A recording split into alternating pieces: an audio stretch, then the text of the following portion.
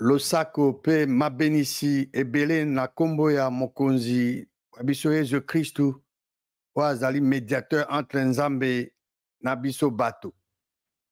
Nazali kotondo Nzambe mokeli botondi mpona libakuli ye apesi ngai lelo oyo elingisi ngai na partage na bino liloba lia ye na bino baye bozali bana baye. Ezali wa bino ndeko Tito Ngbanda. Boye bolamu na émission na biso que dit la parole de Dieu liloba lia Nzambe elobi nini. Lubaka na bino mbala mingi ete tolingi ete Nzambe oyo akela likolo na se akonza biso arégner sur biso. Yende moto apesa biso mabele wana RDC ya régner sur mboka na biso pe arégner sur biso. Kasi po ete ye Nzambe oyo aza elimu akoka ko régner sur biso pe mboka na biso esengeli tosalela ba principe ya liloba lia ye. Tango tozosalela yango tango toma mibeko to na misala na biso ye Nzambe mokeli akozala impliqué na maso mana po ete alongisa biso. Lelo tokokende na kati ya makomi po toyanona na mutu na moi. Quels sont les critères de choix des dirigeants selon Dieu et sa parole? Critère nini oyo ekolingisa yo ndeko mwasi ndeko mobali opona mokambi to bakambi ya ekolo. Nzambe oyo akila likolo na se na biloko biso azali na biloko biye ye alingi ete mokambi azala na yango. Tokomona ndakisa na liloba lia Nzambe mokambi oyo azali eyenge bene na Nzambe pe liloba lia ye esengeli azala na biloko bina po ete azala capable ya kokonza bana ba Nzambe to bana na ye. Na mikolo mikoya bokokende mpona maponami kopona bakonzi na mboka. Alors nalingi na partager na bino na yebisa bino ba critère eyenge bene na liloba na Nzambe ye moko pe liloba lia ye. Ba critère wana kolingisa yo ndeko mwasi ndeko mobali ozwa candidat moko na moko o comparer na mai Nzambe alobi. Est-ce que azokokisa ngo to azokokisa te? Eza te ka apesi yo chemise apesi yo elamba apesi yo savon to nini nde opona ye te. Tolingi ete Nzambe mokili akonza mboka na biso. Yo oyeba ba critère oyo ekomami na liloba lia Nzambe o comparer oyo a remplir to oyo akomi pembeni nango nde okopona oyo aza ko réunir critère moko te eza na ete okopona ete. Raison principale nazo ko partager na bino ba principe ya to ba critère wana lelo yango wana. Soki tolingi ete toyeba ba critère wana oyo ezolingisa biso topona ba kambi na biso o Nzambe azo recommander ba critère ezali recommander na Nzambe pe na liloba lia ye esenge tokende na kati ya liloba ya Nzambe po tokuta ba critère wana. Surtout na buku ya liboso ya Genèse. Kuna na Genèse tokokende kuna tokokuta récit mobimba ezali kuna ezoyebisa biso ba critère. Nzambe atia ba critère na kati ya liloba lia ye po ete bana baye o balingaka ye o bazotosa ye bayeba yango pe basalela yango. Récit oyo tokotanga na Genèse ezali oyo ya Joseph akimona Jacob atekisamaka na bandeko baye na baegyptien bamemie na Egypte bake bateki ye pa Potiphar azaki officier ya Pharaon atie atie mokonzi ya ndako na ye nyonso ezalaki na ndako ya Potiphar ezalaki na maboko ya Joseph nazosala yango. Joseph azalaki mobali kitoko mwasi ya Potiphar bandi kolinga ye alingi azala na ye mwasi na mobali. Joseph azoboya mbala na mbala akoseli Joseph makambo epai ya mobali na ye bakangi Joseph batie na prison. Même na prison kuna Joseph aza kotambola na Nzambe mokeli batie mokonzi ye nde azokonza bato na kati ya prison na boloko. bon pharaon azaki na ba officier mibale baloti ndoto bazaki kuna na boloko ba moto ako interpréter azaki te mais Joseph a interprété ndoto na bango apesi bango ndimbola na ba ndoto na bango pe ndimbola na esalami exactement ndenge Joseph ayebisaki bango mais nani apesaki Joseph ba explication ezali nzambe mokeli alors Joseph asengaki faveur ayebisi na moko ayebi bon soko yo obimi obosana ngai te yebisa na pharaon ke nga nazali awa boye na kati ya prison injustement ye ti mpo na abimi azongi na ngmene na ye abosani na ye Joseph na bisengo abosani Joseph esalaki ke pharaon aye kolota ndoto bandoto na ye wana abengisi bamagicien bandoki tout ça bapesa ye ndimbo bapesa explication bakoki te alors officier wana akundoli a se rappeler ntango tangi na prison tolotaki bandoto metala juif moko azali kuna apesi biso ba explication pharaon abenga aya ntango bakei ale bazwi Joseph ase rasé sokoli achange bilamba bamemi ye liboso ya pharaon ntango akomi pharaon aexplike d'ailleurs pharaon abaki ke ayoki ke yo opesaka bandimbola tout ça ye abi te ngai te nzambe nde akopesa yo eyano bon pharaon a expliqué ye ntango asilisi Joseph apesi ndimbola bokokende na kati ya parole de Dieu na Genèse 41 bokotanga 40-41 bokotanga bomona badetail eza kuna mais na Genèse 41 verset 37 ntango Joseph apesi ndimbola explication ezala pharaon ezala na basali baye bango banso bazaki émerveillé babi maloba Joseph esepelisaki pharaon na basali baye verset 38 alors pharaon alobi na basali baye na basali na ye alobi na atuni bango motuna alobi me est-ce que tokozwa moto moko lokola oyo oyo aza na elimu ya nzambe voilà critère ya liboso yango wana selon nzambe mokili na liloba ya ye mokambi esengeli aza na elimu esantu omoni kote ya nzambe oyo ya se bana na ye mpe mpe baza na elimu oyo ya nzambe oyo ya se mpo bakonza malamu mpo basala baexploit epa vrai nzambe critère ya liboso esengeli kozala na elimu esantu ebimi na monoko ya Joseph te ebimaki na monoko ya pharaon oyo azalaki mokonzi ya Egypte a reconnaître tokozwa moto lokola oyo aza na elimu esantu ya nzambe na kati na ye wana critère ya liboso verset 39 pharaon alobi na Joseph po ete nzambe mokeli ayebisi yo mansoma ye mpona bandimbola apesaki ye moto moko te aza lokola mayele lokola yo mpe aza na bwanya lokola yo bacritère mibale pharaon alobi eza na verset 39 Genèse 41 critère ya mibale ezali nini esengeli mokambi azala mayele être intelligent il doit être intelligent et puis sage azala bwanya voilà la sagesse c'est la connaissance appliquée et le miroloba dirigeant esengeli ayekoli mpe aza capable oyo ayekoli atia yango na misala appliqué yango la connaissance appliquée. Donc, dans Genèse 41, de 37 à 39, ba critère misatu zawana. Koza na elimu esantu ya nzambe, koza mayele, koza la na bwanya. Donc, soko oza na mokonzi oyo, aza na elimu esantu ya nzambe ya solo te, aza pe mayele te, aza pe na bwanya te, bon, wana aza ute pa, parce que banzambe baza mibale, hein. Nzambe ya se, na nzambe ya kela biloko binso. Bon, nzambe ya se, nzambe mokili nda sala ye, hein. Atomboka nde asane rébellion kita na siabu, po aza makasi kuna te. Alors, ya wapo, ya contrecarré ba plan nzambe. Alingi azala adorer le cas vrai nzambe. Pe aza obstruer ba misala ya nzambe.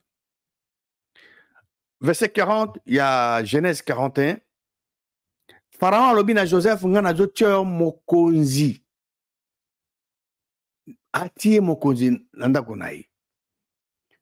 Et peuple na ngai bakoto sa mitindu miayo. Donc Joseph alongwe na boloko akomi premier ministre. Il a géré kaka ndako ya Potiphar. Alongwe wana koti na prison azo gérer prison ba prisonnier. Alongwe na boloko mbala moko premier ministre. Mais tala makambo minene masama na Égypte. Égypte komaki puissance et monene grande puissance, une nation puissante à cause d'Anani, à cause de Joseph. Ponanine, Joseph azaki na esprit en Zambie. Azo fonctionner dans Zambie, azo marcher dans Zambie. Ya ngone azo ko appliquer ba principe. Ya le Zambie, économie le loba tozo lo bango, mais ça basé sur quoi? Principe Joseph selon la connaissance on appelle ça que a tiango na application na misala kuna na Égypte. Ya ngone le loba zo salela. Tout le monde a trois critères. Kozana esprit en Zambie, kozala mayele, pe kozala na boanya. Critère wana ezambo munene, mais totala wa to moni que critère a liboso sengeli dirigeant mukambe sengela zana elimu e santu. Tokotala ndakisa ba roi mibale na kati ya Nzambe. Roi Saül na roi David. Totala liboso Saül. Bana Israël Nzambe mokelinda bimisa bango na Égypte. Azalaki roi na bango spirituel. Roi na bango elimu akambi bango ti na terre promise. Bakomi kuna ye Nzambe mokela zaki toujours ko konza bango. Ko diriger bango à travers ba prophète, à travers ba juge. Kino mokolo moyeba na Israël batali nzinga na bango bamoni ba nation païenne ba pagano ba nzinga bazaki na ba roi physique. Ba roi bazaki bato bango bake pa Samuel ba bisi Samuel non il tire biso pe roi lokola bato roi physique lokola bato ba nation baza pemena biso et puis si Samuel passe na motema po Samuel ayebaki ke lokola Nzambe bazaki roi na bango spirituel pa neza bazaki béni baza kolonga bitumba ndenge na ndenge Nzambe azoko bunda pona bango siko bazo senga ke batira bango roi physique et puis si passe à kepa Nzambe et bisi Nzambe bana Israël babike na pone na bango roi physique Nzambe a ebisi Samuel eloko nini alobi na ye Samuel ezali yote nde bazoboya ko rien sur bango ezali ngai Nzambe bazolinga teke ngai Nzambe na rien sur bango yango lelo yo naloba presque ba nation ya mokili depuis jour wana bikolo baningaka su Nzambe aza na business na bango te plupart ba nation za ba l'état laïque balingi te ke Nzambe aza mwinda azala impliqué na makambo na bango biso tozolinga ke na mboka na biso Nzambe mokeli a régné azali mwinda po tozala na elonga na nyonso. OK, alors totala wa bana Israël tango balobi Nzambe bibo ponela bango roi tela bango roi Nzambe ye moko aponi roi wana ayebisi Samuel akende ko oindre ye roi yango komone Saül na 1 Samuel 10 Samuel azwi mafuta akei apanzango likoya mutu ya nani Saül beze ya lobi na ye Nzambe ati yo mokonzi likoya héritage na ye lelo tango yo kolonga otiki ngai okuta na bato mibale pepe na lilita ya Rachel nzela ya Benjamin bakoloba na yo banyama oyo za koluka basi bazwami banyama wana e papa no akomi koyoka pasi pona yo azokanisa so banyama te mais azokasa nde yo alors baotuna me yo kotuna Okotuna, que dois-je faire au sujet de mon fils? Non, rien à Zoroba, pardon. Verset 3. Na wana okolongwa okena musika na chaîne tabor okokutana na bato misato o bazo matana epa Nzambe na Betel moko azana ba chevreau misato mususu gâteau alipa misato o mususu wana azana outre à 20. bakotuna yo ndenge bakotuna yo oyoza ndenge nini e bakopesa yo mapa mibale oyo okozwa epa na bango. Donc ntango bapesa yo ozwi yango awa prophète Samuel nde azokoyebisa Saül oyo nzambe atie azala roi ya Israël. Donc critère ya liboso na bango babi ke critère tolingi totala awa sikoyo ke critère ya liboso ya mokambi esengi azala na elimo esantu. Mokambi selon liloba nzambe selon nzambe mokeli. Donc il faut azala na elimo esantu. Alors prophète Samuel azokoloba awa ayebisi Saül mayema koleka. Tozali na 1 Samuel 10 totanga verset 5 à 10 sikoyo. Sima okokoma na Gibea na Elohim okuta bafilistin baza wana garnison na bango ezali okokota na ville okokutana na baprofete lisanga ya baprofete oyo bazokita bauti na oyo lieu bazokita mbunda ekozala liboso na bango na baflute ekozala liboso na bango bango mpe babana koprofetize bango moko. Alors esprit ya nzambe ekozwa yo. Vous voyez? Verset 6, l'esprit de l'Éternel te saisira.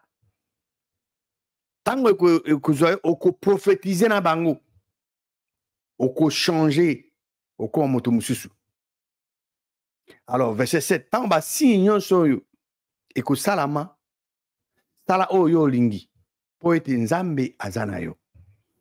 Moni, soki moto azana elimu esantu nzambe. Nzambe azana katina ye.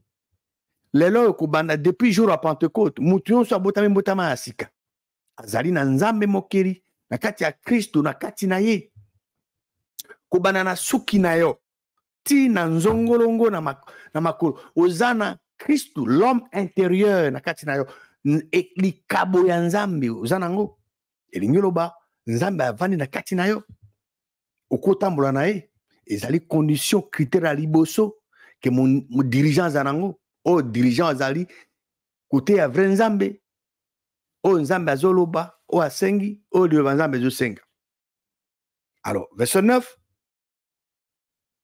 tango Saül abalusi mokongo po a se séparer na Samuel bakabwani babi nzambe apesi ye motema mosusu e basingi nyonso oyo Samuel a partagé na ya ebisi ye ekokisami be na mokolo mona. Verset 10, tanga komi na Gibea, akutani na lisanga to troupe ba prophète, akutani na ye, esprit ya nzambe, ezuye, pe a prophétisé na kati na bango. L'esprit de Dieu le saisit, et il prophétisa au milieu d'eux. Verset 11, baeban so baebaka Saül, o ba mona ye. Avant. Moi, mais combien de prophète n'engeni? Tous ceux qu'il avait connus auparavant virent qu'il prophétisait avec les prophètes.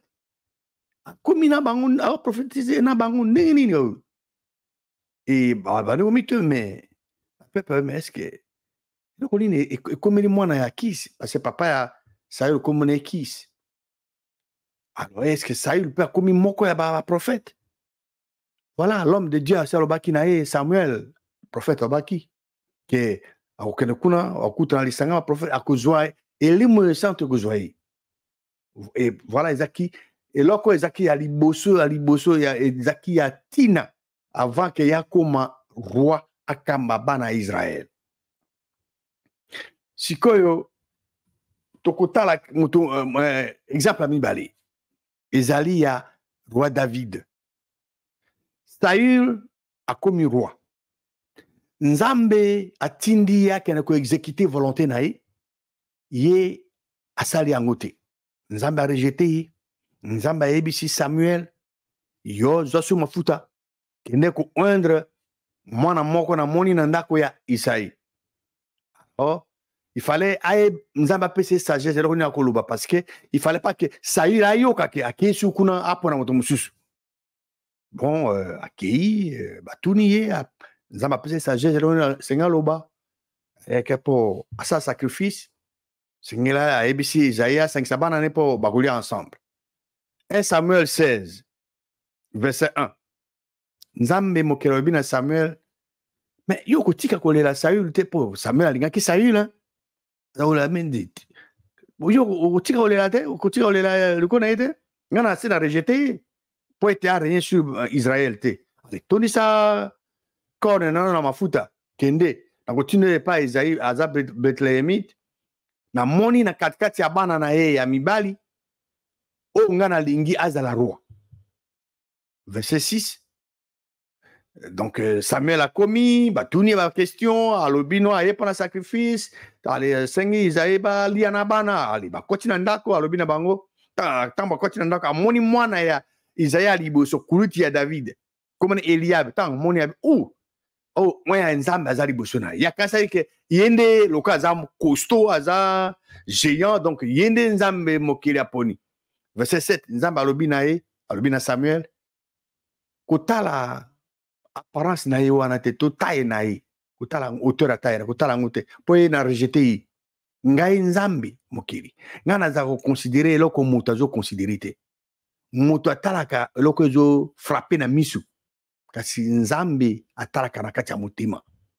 Voilà bato biso bato totalaka loko libanda muto asimbi biblia muto aza asambela penza kene na église chaque jour il pensa en tout cas bon wana biso mais nzamba zota na motema est-ce que moto asimba ka biblia est-ce que biblia wana o maïmaza na kata biblia est-ce que zana mutu na asale la kango kene na église chaque jour est-ce que pensa il pensa asale la kango voilà nzamba nda yebi très important ko yebango donc nzamba ataka na motema ataka libanda te.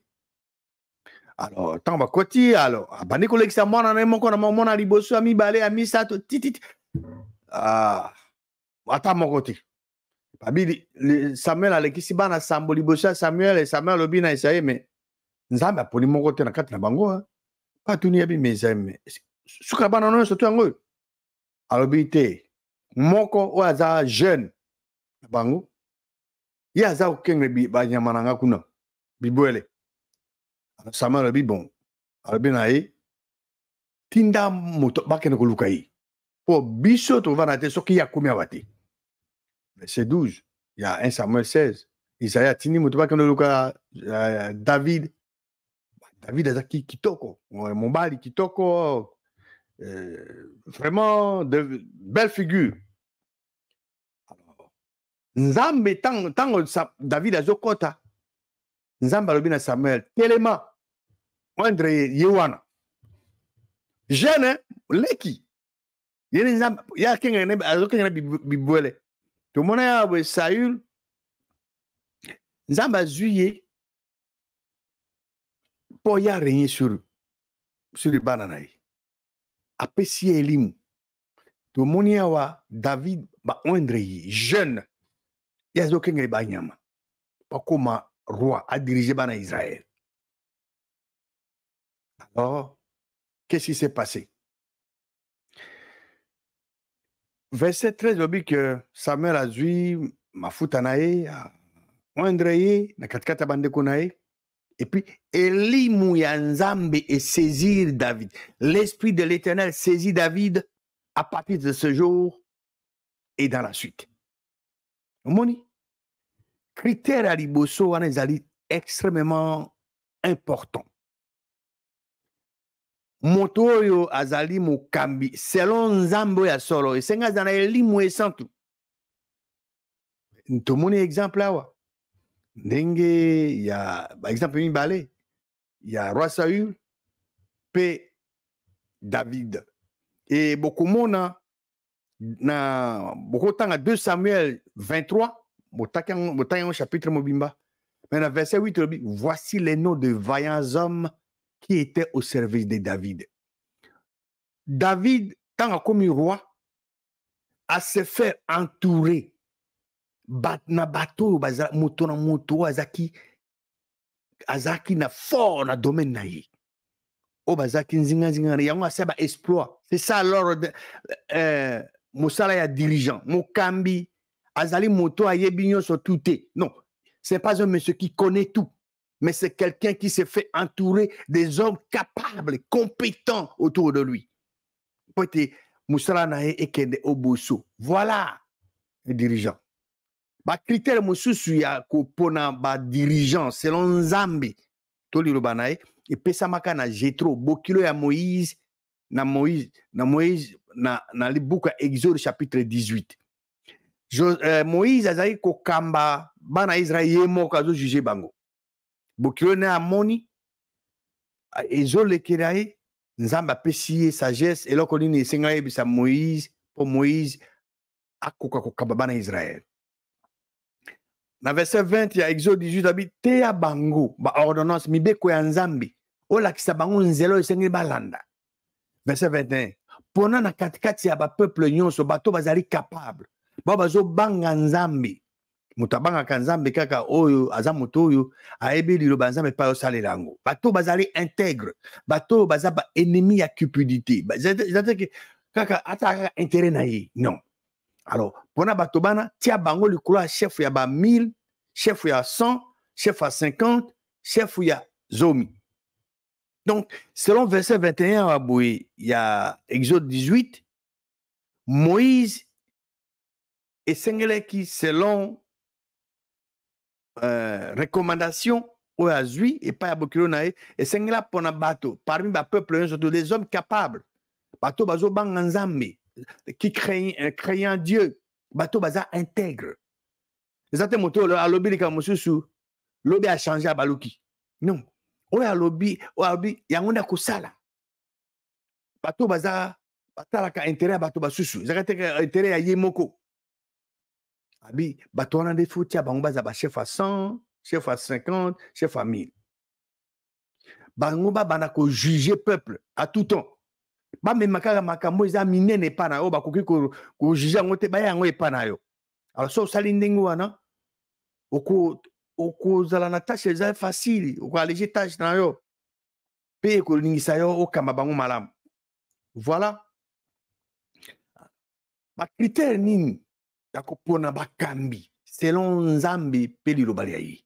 Parce que lobi abozo kene na mapanomi kopona ba dirigeant yonde ko mwasi nde ko mobali esengelo ba critère oyo comme ça elingisa yo otala mukambi to candidat moko na ba critère oyo Nzambe apesi opona ezateka apesi yo banga apesi yo to koka to tricot to nini ndo pona ye non tolingi ke Nzambe mokila kamba mboka na biso apoya kamba il faut to sala makambo oyo ezali mokano mwayi. Alors apesa ba critère nani akoza la dirigeant yango nazo kopesa bino po elingisa bino bopona bato oyo bazana ba critère wana critère ya liboso esengeli mokambi oyo selon Nzambe to le banzambe esengeli zana elimu esantu ya Nzambe. Exemple ya David na Saül. Exemple critère ya bibale e mokonzi yango candidat azala mayele ya misato azala na boyan ya mine aza moto il faut azala compétent azali capable azala brutité ya mitano il faut azala moto abangaka Nzambe po moto abanga Nzambe esengela yeba mibeko ya Nzambe pe abomba yango pe asalela yango. Critère ya motoba esengela azala intègre zata alobi eloko moko lelo a changer akomi non moto so alobi ke nakosala bu akosala nakoya lobi akoya nakosala bu pona bino akosala yango. Critère ya sambo ezali moto azala dirigeant wana oyo kopona aza moto aza ennemi ya cupidité atala kaka te ke intérêt na ye na famille na ye atala intérêt ya bato basusu. Voilà. Na ningaki ke na partager na bino ba critère oyo selon Nzambe pe liloba ya ye po ete elingisa bino bopona bato baye ba remplir ba critère oyo po ete lobi bakoka kokamba mboka na biso bakamba pe peuple ya mboka na biso eyenge bene na ba principe ya liloba Nzambe po ete mboka na biso ebongwama ekende liboso bana mboka bazala na esengo baza accès na ba ressources nyonso tu o Nzambe mokeli atia na mboka na biso. Nzambe akila likolo na se na biloko biso apambola bino banso na kombo ya mwana wa ye mobikisi na biso Yesu Kristo.